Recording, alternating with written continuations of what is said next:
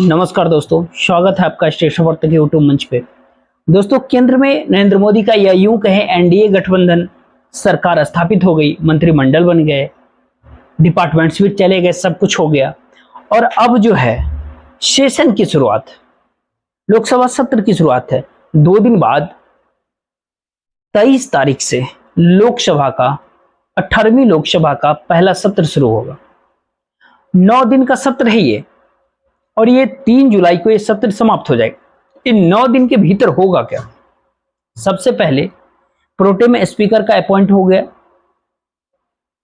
वो ओडिशा के हैं, वो शपथ दिलाएंगे नए सदस्यों को। वो कार्यक्रम 1.5-2 दिन तक चलेगा। उसके बाद स्पीकर का चुनाव होगा। अब स्पीकर के चुनाव के बाद राष्ट्रपति का अभिभाषण होगा संयुक्त सेशन में, दोनों सदनों को मिलाकर, और फिर सदन में उस पर चर्चा होगी। उसका धन्यवाद प्रस्ताव सरकार लाएगी, उस धन्यवाद प्रस्ताव पे चर्चा होगी, और 9 दिन पे सारा कार्यक्रम पूरा करने का सत्ता पक्ष ने पूरा एजेंडा सामने रखा है। किरण रिजिजू साहब जो पार्लियामेंट्री अफेयर्स मिनिस्टर हैं, वो खड़गे जी को भी मिले और एक आश्वासन लेना चाहते थे कि 9 दिन का सेशन एक सही लोकतंत्र के मान्यताओं के अनुसार चले और सेशन चलने दे। ये सारी बातें इस दौर में क्यों हो रही है? क्योंकि इस बार 18वीं लोकसभा ताकत बराबरी की। अगर सत्ता पक्ष का कुनबा 292 का है, तो यहां भी 231 है। फर्क है, लेकिन ज्यादा फर्क नहीं। वो 17वीं लोकसभा जैसी नहीं है कि एक 300 पार, 350 पार और एक एकदम नीचे। यहां पर कांग्रेस भी इस बार 100 है अकेले, 3 फिगर में कांग्रेस। पीछे समाजवादी पार्टी के जो लोग हैं वो भी 30 से ज्यादा है। ममता बनर्जी भी 29 है।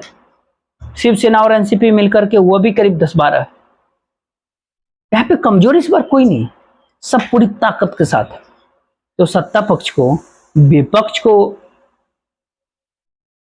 क्रेडिबिलिटी देने की गलती वो दोहरा नहीं सकते जैसे पहले करते थे। वो हो भी नहीं सकता क्या पूरे 230 को निष्कासित कर दे। ये भी इस बार होने वाला नहीं है। तो कुल मिलाकर के कहे तो सरकार को इस बार उन 9 दिन ये सत्र चलाना, एक कहते हैं ना, कसरत होने वाली है, एक सिंगल लाइन पे चलने वाली बात है।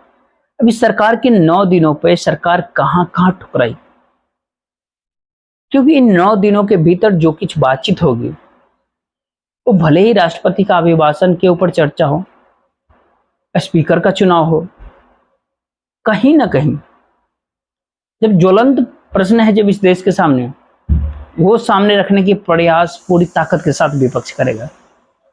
और ऐसी एक लंबी लिस्ट है। सबसे पहले हाल ही में जो पटना हाईकोर्ट ने बिहार का रिजर्वेशन आरक्षण खत्म किया, वो एक बहुत बड़ा मुद्दा। अब ऐसे में नीतीश बाबू, जिन्होंने जातिगत जनगणना करके रिजर्वेशन दिया था बिहार में, वो भी अब एनडीए के घटक दल है।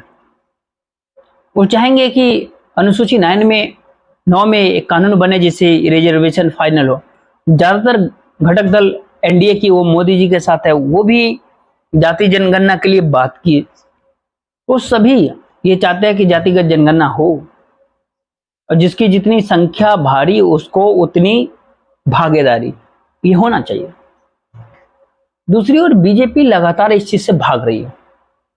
अब बीजेपी को ये करे ना करे, दोनों तरफ से बीजेपी फंसती है। हो सकता है इस मुद्दे पे सरकार में खींचाता नहीं हो, अधिकार दिया तो क्रेडिट पूरा नीतीश कुमार लेकर के और इंडिया गठबंधन भी लेकर के जाए, क्योंकि इंडिया गठबंधन पूरे चुनाव में जातिगत जनगणना और रिजर्वेशन की बात लगातार करते आता है। तो ये जो संवैधानिक बदलाव है, ये गले की हड्डी बन रही है मौजूदा सरकार की, और ये मामला इस बार फंस रही है। जो पूरे देश भर के भीतर, खास करके राजस्थान हो, उत्तर प्रदेश के भीतर हो, बिहार में हो, जिसे बहुत सारा डॉक्यूमेंट्स, इन राज्यों में बहुत बड़ा इशू है ये मुद्दा। और यहीं से कहीं ना कहीं इस अग्निवीर योजना पे सरकार को सामने आना पड़ेगा।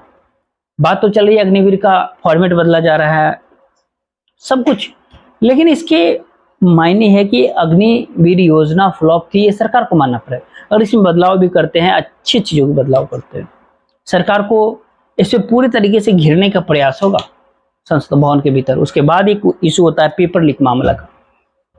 ये मामला इतना ताजा और इतना ज्वलंत है कि ये देश के नौजवान के साथ ही नहीं, बच्चों की जिंदगी जो है उसका भी जुड़ी हुई है। खास करके एनईटी, एनडबलईटी नीट का जो नेट पेपर लीक से और नेट पेपर लीक से जो धांधली हुआ, उसको लेकर के पूरा देश का नौजवान आंदोलित था, लेकिन सरकार मौन थी, सरकार चुप थी, सरकार मान ही नहीं रही थी कि नीट में इस तरह की घटना। ये तो सर्वोच्च न्यायालय ने जब अपना डंडा चलाया तब कहा कि हाँ गड़बड़ी हुई है।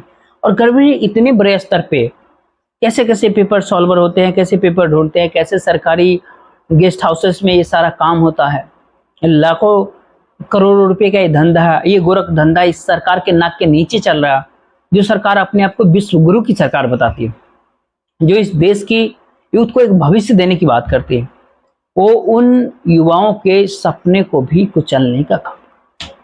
वो मामला ठंडा भी नहीं होता कि नेट का पेपर लीक मामला सामने, तो सरकार इतना डर गई सुप्रीम कोर्ट के रवैये से कि उन्होंने पहले कह दिया कि नेट पहले ही हम कैंसिल करें क्योंकि इसके पेपर पहले लीक हो गए थे।